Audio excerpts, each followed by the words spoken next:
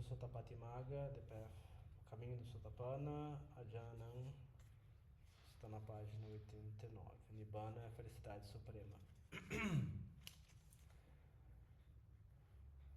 Lumpucha, ele sempre enfatizava que nós temos que andar, meditação, sentar meditação, refletir, investigar, Kesa, Loma, Naka, Danta, Tacho, cabelos, pelos, unhas, dentes, pele.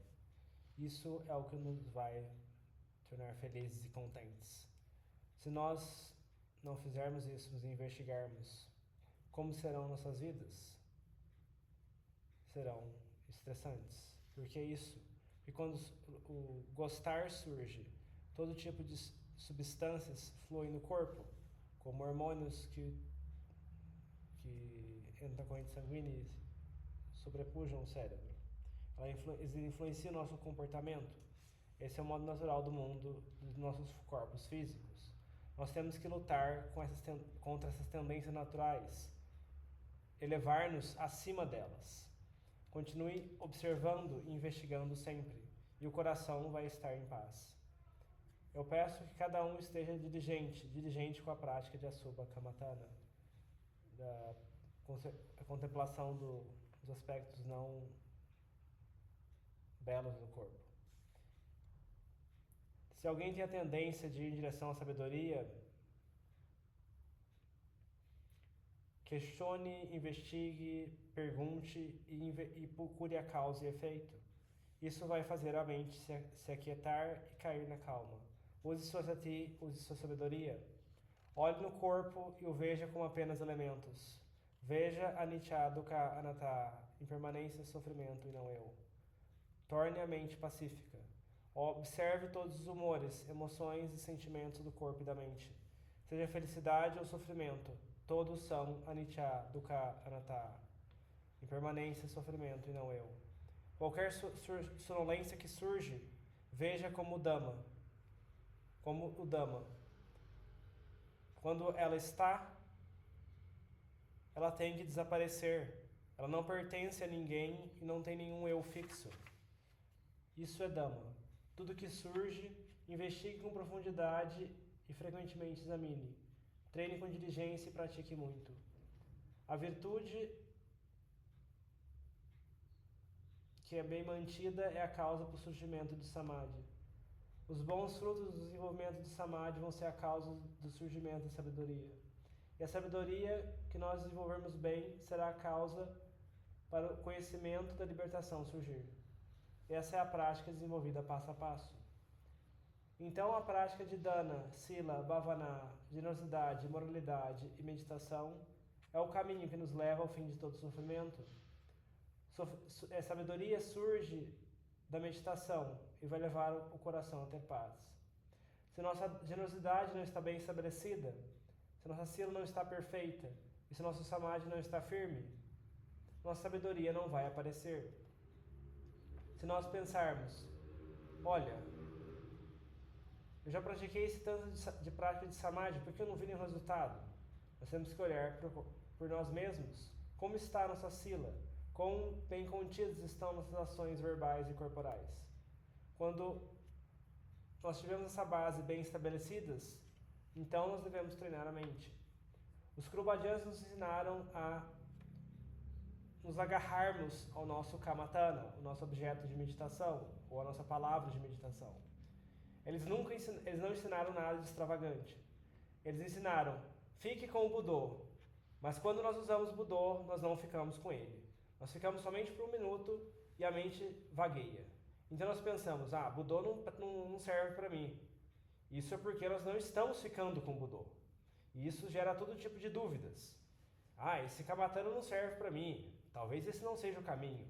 Eu não experienciei nenhuma calma com isso. Vou tentar alguma outra coisa.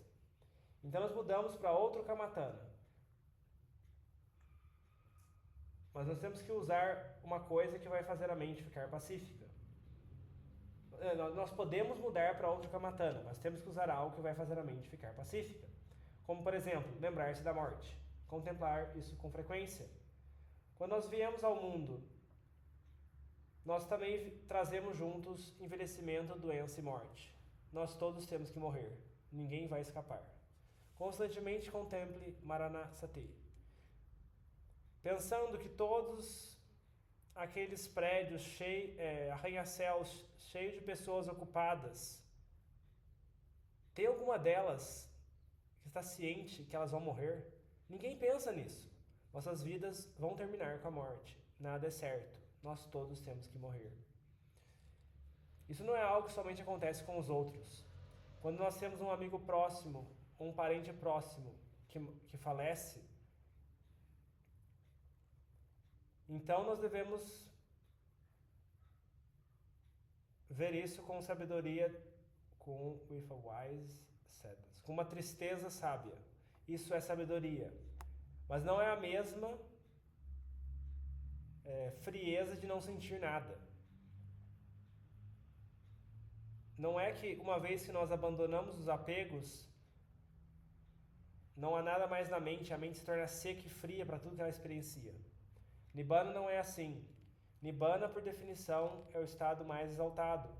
Como que Nibbana é a felicidade mais elevada? Nibbanam paramam vadanti Buddha. Nibbana é o Dhamma supremo, dizem todos os Budas. Uma felicidade acima de todas as outras.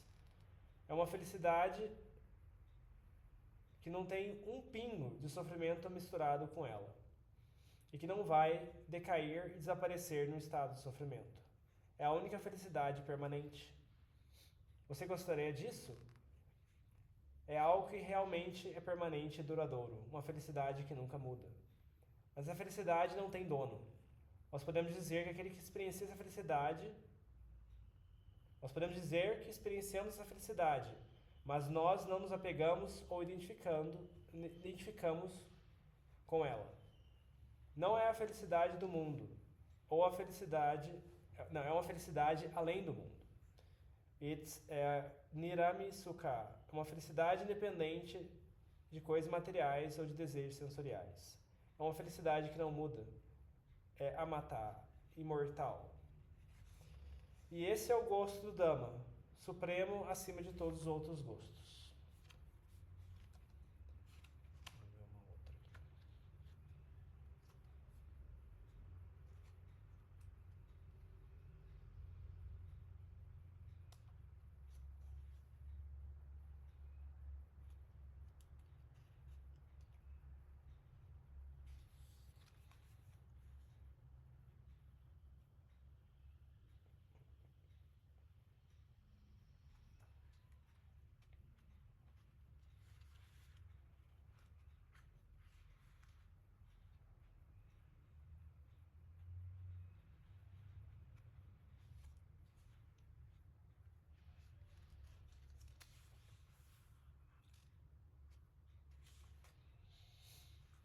Página 41. Quando calma, tranquilidade surge, investiga o corpo.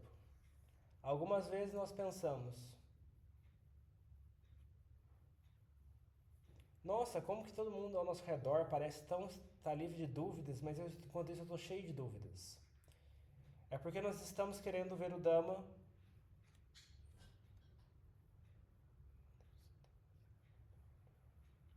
É porque o nosso querer ver o Dhamma vem de ouvir e estudar muito, que é um tipo de sabedoria e que nos causa causa uma expectativa de certos resultados. E essa constante luta gera agitação. Nós queremos demais alcançar. Luang Por diria que você tem que colocar de lado por agora. Simplesmente deixe de lado. É como um copo cheio de água. Nós temos que jogar fora a água antes de colocarmos água para bebermos. Se o copo já está cheio de água, não tem nenhuma água que a gente pode colocar. Ele vai transbordar. Da mesma forma, se nós já sabemos tudo, então o Dhamma não tem como entrar no coração. Se nós diminuirmos nossa opinião arrogante, Ditthimana, então primeiro nós temos que reduzir nossa opinião arrogante. Esse é realmente o caminho de prática que a Ajahn Chah ensinou. O estilo de Ajahn Chah era liderar pelo exemplo e de fazer como ele ensinava. Algumas vezes nós podemos ser descuidados, e pensar de forma crítica com relação a ele, deixando nosso senso de eu tomar conta da mente. Mas, quando continuamos a praticar, nós vamos admitir: quem sou eu para criticá-lo? Eu não consigo, não estou no mesmo nível que ele. Talvez nós tenhamos bom samadhi. Em alguns dias, quando o meu samadhi estava bom, piti surgiria. E chegaria próximo ao upachara samadhi.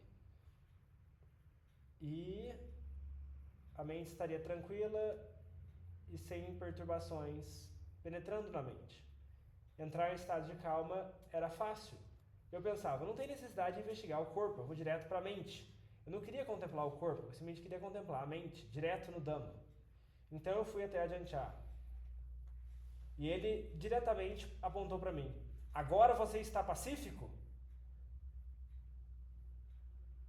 E ali mesmo eu fiquei nervoso e tremendo, porque era Ajahn. A paz que estava no meu coração desapareceu completamente. E eu mal pude me recompor. Eu estava tomado por delusão. E a delusão respondeu, sim, que eu estava calmo. Mas o que eu estava fazendo era responder com base no estado que eu experienciei 1 hora atrás. Olhando para trás, não era o momento presente. Eu simplesmente peguei o passado e usei para responder. Mas o Ajahn Chah sabia que era delusão falando. Ele disse então para eu voltar e continuar investigando o corpo para frente e para trás. Isso realmente travou a minha mente. Impactou a minha mente. Continue investigando o corpo. Aqui e agora essa massa de sankaras físicos, de fabricações físicas. E ainda pensei, por que o Ajahn Chah fica pedindo para investigar o corpo quando minha mente está tão calma? Tudo que eu tenho é penetrar na mente. Esse é o caminho mais rápido para o Nibbana. Mas quando os níveis mais profundos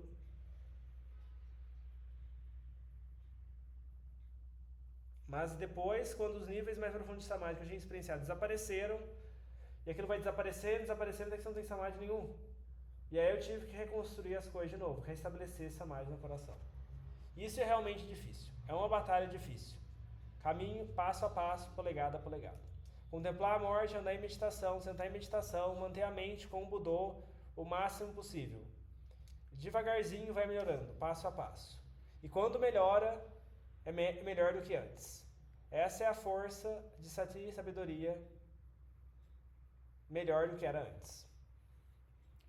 Então, investigando o corpo como asubha, como repulsivo, olhando os aspectos não atrativos do corpo, o coração alcança níveis mais profundos de piti.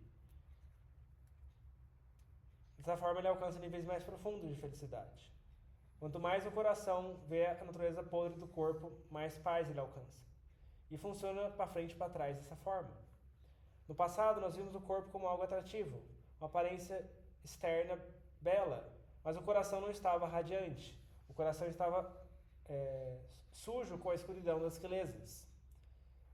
Mas se nós vemos o corpo como algo não belo, então o coração se torna belo.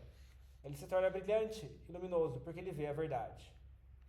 É como se o coração virasse, experienciasse a verdadeira paz. Ele se torna calmo e tranquilo. Investigue o cabelo da cabeça, os pelos do corpo, unhas, dentes, pele. Quando a gente refina essa prática e os quebra em pedaços, a gente pode contemplá-los como elementos. Elementos como terra, fogo, água e ar. Separe toda essa massa e as analise como anatta, como não sendo um eu. Se nós separarmos todas elas e formos capazes de ver que não são nenhum eu, então o coração terá paz. Para frente e para trás e para frente. Separe essas coisas até você não encontrar um eu. Separe os elementos para ver como eles realmente são. Olhe para dentro. Como é a terra, como é a água, como é o fogo, como é o ar. Olhe de perto. Por dentro e por fora, para frente e para trás, de volta e volta. Separe, divida, analise do ângulo de que eles são apenas elementos. Aqui está a terra, aqui está a água, aqui está o fogo, aqui está o ar. Investigue por dentro como é o corpo. Olha, cutuque aqui, cutuque ali. Pegue essa parte e analise dessa forma. Hoje apenas foca no elemento água. Onde tem elemento água no corpo, investigue apenas uma parte. Essa água é uma pessoa, um eu, reflita dessa forma. Água é somente água, não é isso? Se a gente tira essa água, se a água está fora da pessoa ou dentro da pessoa? Por que a água dentro da pessoa é diferente da água fora da pessoa? Investigue com profundidade. Bilis, phlegm, como é que é phlegm? Phlegm. Catarro? Pus, sangue, guspe, olhos das juntas, urina. Investigue um por um, para frente e para trás, e veja essa massa de elemento água, como anatta. O coração vai ter paz. Como se estivesse soltado de um peso, porque ele vai ver a verdade. Continue investigando de novo e de novo, até que a gente chega a um ponto em que a investigação não anda mais. Então a gente pega a outra parte para analisar o elemento água. Mude com frequência, comece de novo. Investigue o elemento terra, o cabelo da cabeça, os pelos do corpo, unhas, dentes, pele, como eles são, como o elemento terra se parece, como ele muda sua aparência. E no final, de onde ele veio e para onde ele vai? Qual é o seu estado agora? Qual é o seu estado no passado? Investigue para frente e para trás, até que você veja tudo isso reduzido ao seu estado original. A comida que a gente come são apenas elementos. Como que ela nos melhora? Como que ela nos ajuda? Olhe-a como terra, como água, como fogo, como ar. Investigue na terra, na água, no fogo, no ar, aqui, nessa massa de 4 elementos. De novo e de novo. Até o mais fino dos detalhes. Faça isso para entendimento claro. E essa sabedoria que vem da investigação.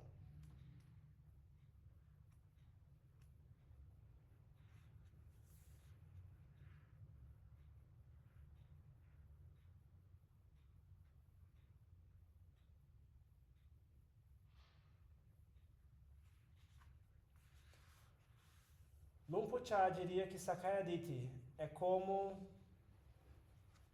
Agora pegou uma... Hollow Wicker.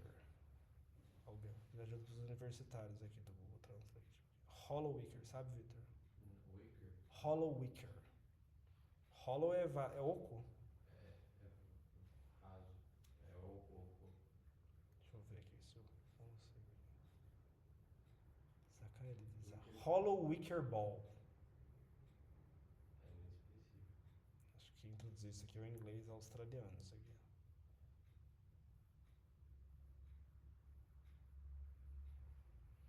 Bola de vime? O que é uma bola de vime? Oca. Como que é a frase completa? Sakayaditi é como uma Hollow Wicker Ball. É uma comparação. Bola de vime. Vamos lá, definição de uma bola de vime. Até ficando difícil aqui. Um símile isso. Não tinha um símile mais acessível, gente? Procurando imagens. Sim, tô procurando uma bola de vime. Ok. Bola de vime. Ah, tá. Ok. Nossa, é uma coisa super... Aquelas bolas que são ocas por dentro.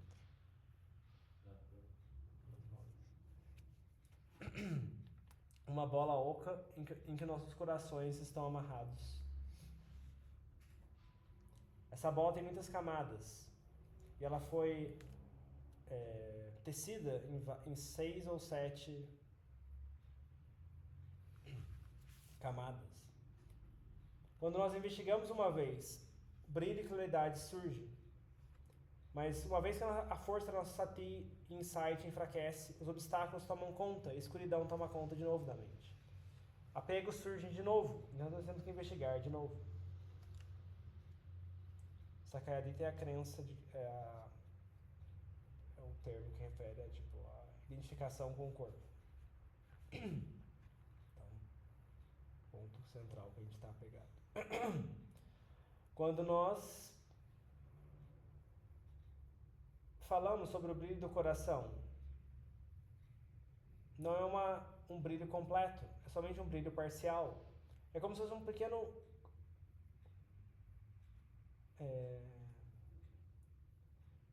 faísca de luz que surge nos nossos corações e aparece somente por um instante.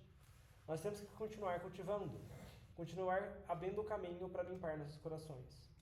Quando nós investigamos praticando dessa forma, a investigação vai começar a dar resultados e passo a passo a mente vai se tornar mais e mais brilhante.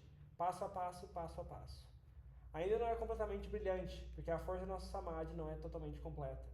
Então continue praticando e perseverando. Desde concentração momentânea até concentração de acesso, a mente vai experienciar uma radiância e brilho que nunca viu antes. A escuridão dos obstáculos que surgem dos contatos externos vai diminuir. Todos os impactos externos vão desaparecer e somente vai ter a experiência interna da mente. Quando a mente entrou no estado de unicidade e investiga a verdade, ela é capaz de destruir as quilesas subjacentes, as tendências subjacentes, os anusayas. Esse é o caminho para tornar a mente pacífica e investigar o corpo. A Luang Por enfatizava a importância disso. Quando a mente se pacifica, investigue o corpo, com qualquer nível de calma que você tenha. Faça dessa forma. Investigue todos os sankaras da forma física na luz de Anicca, Dukkha, Anatta. De novo e de novo. Investigue dessa maneira. Luang Por deixou essa fundação e enfatizou muito essa fundação da prática. Todos nós temos grande fé e respeito por... A gente já temos muita fé e respeito por Ajahn certos de que ele já alcançou o objetivo do estado de Arahant. E qual caminho ele nos ensinou? Somente esse caminho. Ele nos ensinou a andar esse caminho. Os resultados dependem do nosso parame acumulado. Seja se nós vamos andar rápido ou devagar. Depende do nosso parame. Não é algo que nós possamos controlar. Tal como plantar uma árvore. Se nós colocarmos água, cuidar do solo, adicionar fertilizante e manter os insetos longe, isso é a nossa responsabilidade. Os frutos vão aparecer, mas isso é uma responsabilidade da árvore. Quando o momento adequado chegar, a árvore vai dar flores e frutos. Luang Por falava dessa forma regularmente. Nós temos que deixar de lado a nossa urgência, a nossa pressa de obter resultados rápidos, de ver o Dhamma aqui e agora, de alcançar rápido. Isso é comum para a maioria dos meditadores, mas nós temos que fazer o nosso melhor para evitar isso. No começo, eu também queria resultados rápidos. Eu queria saber qual o caminho seria para obter resultados rápidos. Luang Por dizia que não existia nenhum outro caminho mais rápido do que esse. Ele dizia para andarmos esse caminho, para observar o coração com sati. Observar nossas emoções e sentimentos aqui e agora. Abandonar os pensamentos de gostar e não gostar. Como que nós vamos fazer isso? Não fique muito empolgado nem muito deprimente. Simplesmente faça isso. Se tiver gostar e não gostar... Se nós tivermos gostar e não gostar presente na mente, o que nós faremos? É aqui que a prática ocorre. Se gostar e não gostar surge, e nós não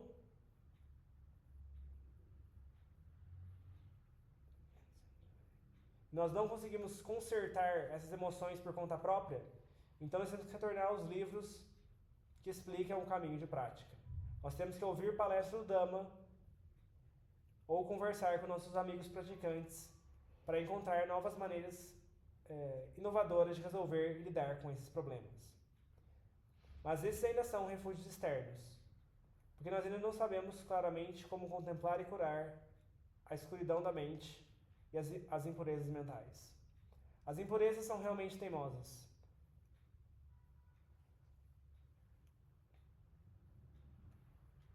É como ter um copo de água cheio, mas com espuma ao redor da borda.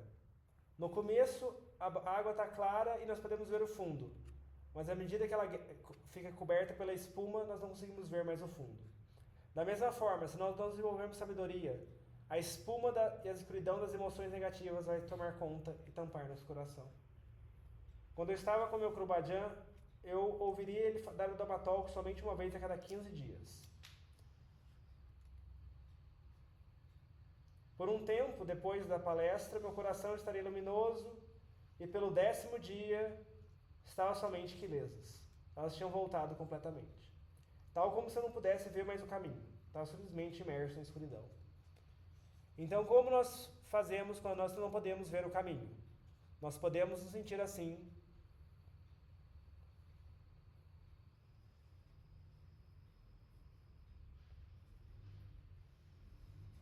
Às vezes nós sentimos que conseguimos ver o caminho com clareza, mas depois ele desaparece porque a nossa força ainda é fraca. Nós ainda dependemos de ouvir o Dhamma para nos obter encorajamento e estimularmos a praticar. Até que nós possamos entender os princípios essenciais da prática e possamos nos motivar por conta própria. Nós temos que nos agarrar ao nosso Kamatana que nós escolhemos e fazê-lo e usá-lo com frequência. Investigue com frequência, trabalhe nesse ponto. Exatamente nesse ponto do gostar e não gostar. Algumas pessoas falam que a prática de Samadhi é muito difícil. Nós temos que olhar para o Kamatana que está sendo usado. Talvez contemple o corpo ou use as reflexões dos cadáveres. Nós temos que observar a mente. Observar o surgir e desaparecer de todas as emoções. Observe as sensações com sati. Nós temos que ter sati observando a mente. Esse é o ponto que nós devemos focar claramente. Focar para vermos claramente.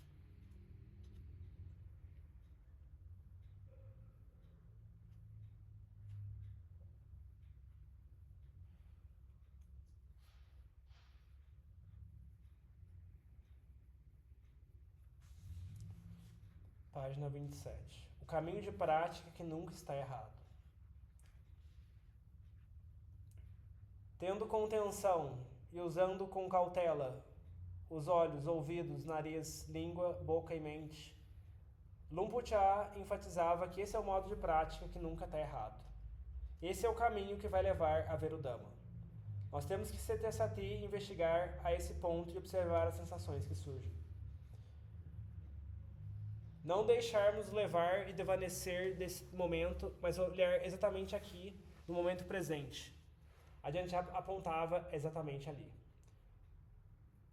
Uma vez eu estava andando em meditação de noite, no entardecer, e pensando, né? Qual é o modo correto de prática? Qual é a coisa que vai levar-me a entender o Dhamma? Eu realmente quero conhecer esse caminho de prática, para que eu possa segui-lo com todo o meu esforço, sati e sabedoria.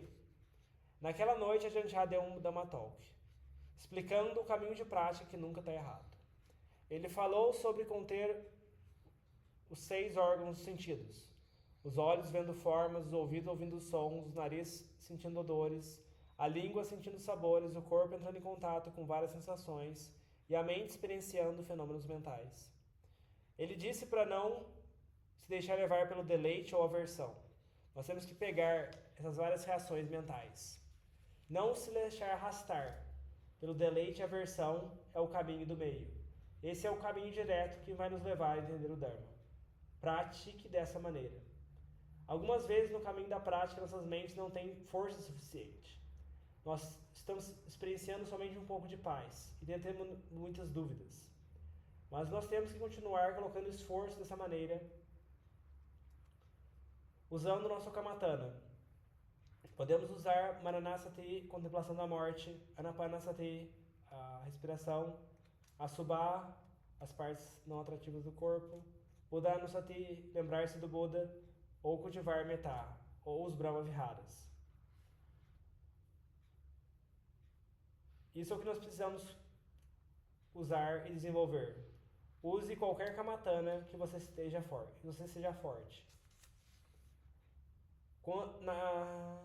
Nas coisas que nós não estamos fortes, algumas vezes nós temos que fazer também. Suponha que você está tendo algum deleite em alguma forma. O que você tem que fazer? Você tem que usar o seu oposto. Você tem que usar a Subha, apesar de não ser o seu objeto principal.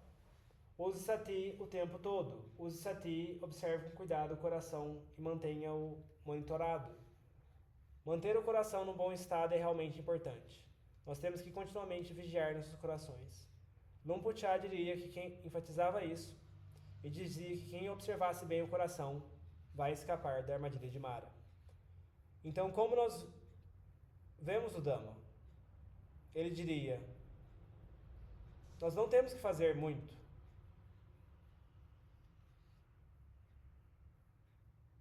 Uma vez, tal como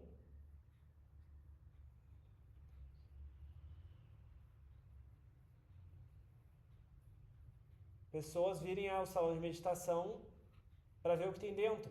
Uma vez que nós saibamos a técnica para chegar lá, elas vão descobrir por conta própria o que tem dentro. Ele disse para fazer o que for necessário para manter a mente focada no corpo. Quando você conseguir fazer isso, a mente vai ver por conta própria o que tem dentro, o que tem do lado de fora. Então, o método de manter sati nesse ponto, de observar a respiração, inspirando e expirando. Esse é o caminho que vai nos levar a entender e ver o Dhamma. Ande dessa forma, pratique dessa forma, treine sila, samadhi, treine sabedoria. Aqui e agora, e é assim que nós vamos ver com clareza.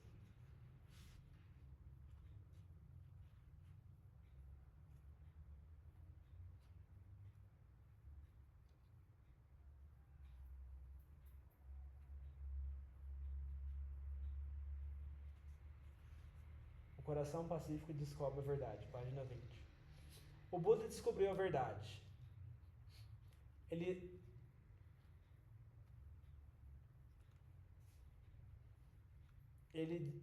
revelou que o que nós consideramos realidade não existe. É tudo vazio. Somente existe surgir, permanecer e desaparecer. Essa é a realidade de todos os fenômenos. Ele viu o Satyadhamma, a verdade das coisas nos seus detalhes mais finos. Permanecendo no êxtase da libertação, ele pensou que seria impossível aos outros seguirem esse caminho e ver seus frutos.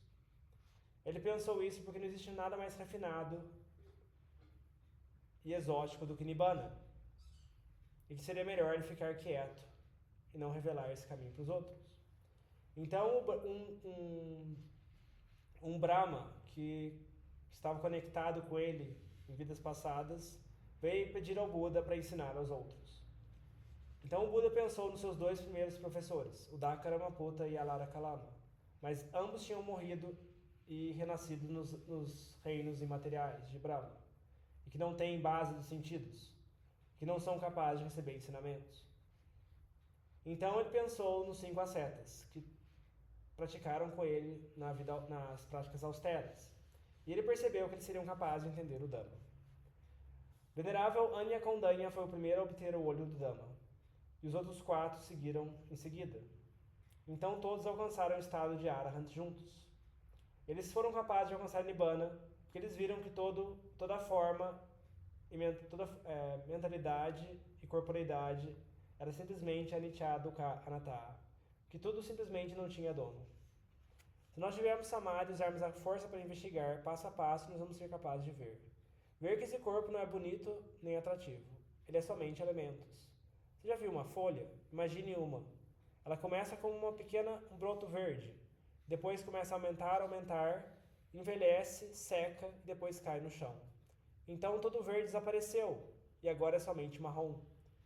A folha marrom gradualmente se decompõe e depois volta a ser terra.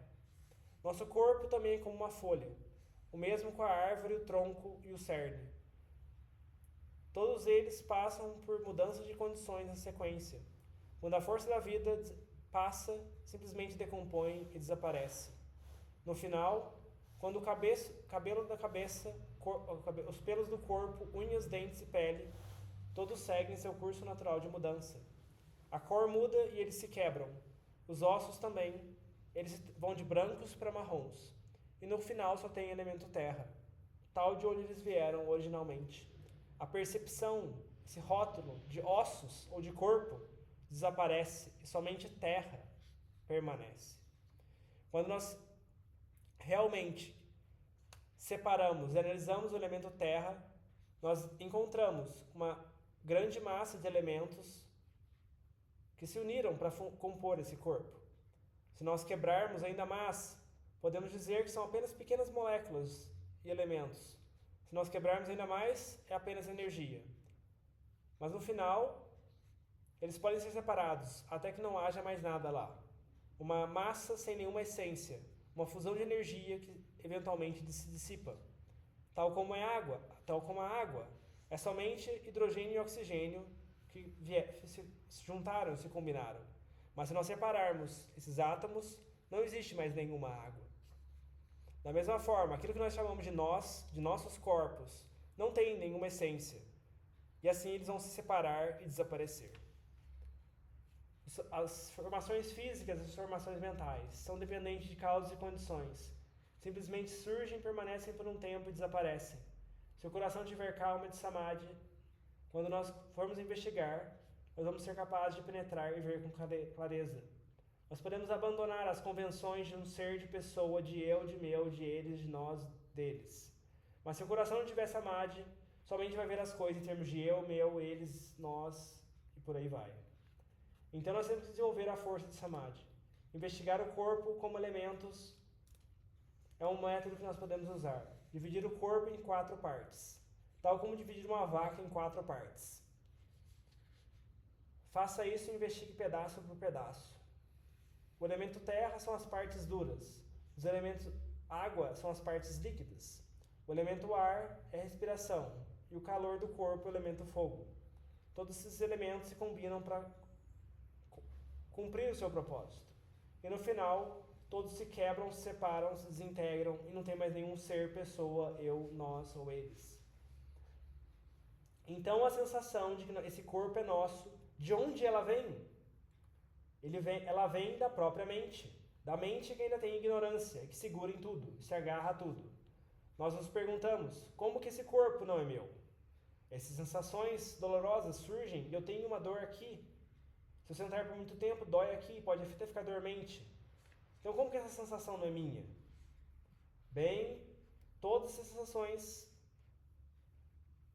são suas e nós os rotulamos como nossas. Mas antes de nós sentarmos aqui, nós tínhamos essas sensações? Nós não tínhamos nenhuma delas. Nós não tínhamos essa dor e desconforto. Agora nós temos, porque nós sentamos por muito tempo e a nossa circulação não está se movendo muito bem. Então sensações dolorosas surgem. E essas sensações dolorosas, elas estão sempre aqui? Ou elas vão em breve passar? Sem dúvida, elas vão passar. Esses sentimentos simplesmente estão vindo à tona, permanecendo por um tempo e depois vão passar. Nós podemos questionar, e esses sentimentos são a mente? Eles são uma mente ou apenas uma parte da mente?